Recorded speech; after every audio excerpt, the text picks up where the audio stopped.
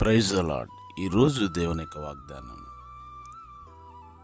నీ క్షేమము నది వలె ఉండును. యెషయా గ్రంథం 48వ అధ్యాయం 18వ వచనం.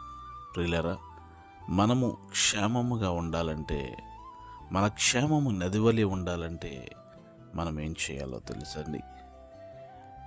నీవు నా ఆజ్ఞలను ఆలకింపవాలని నేనెంతో కోరుచున్నాను.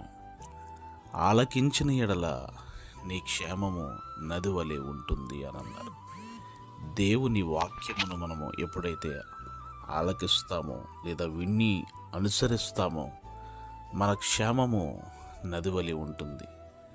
ఆయన మన ప్రకారములలో నెమ్మది కలిగించి మన నగరులలో క్షేమమును కలగజేసేవాడు. మన ప్రాణానికి క్షేమమును కలిగించేది కేవలం దేవుడు మాత్రం. మీ కొరకు ప్రార్థించే దైవజనులు డేవిడ్ రాజు గారు.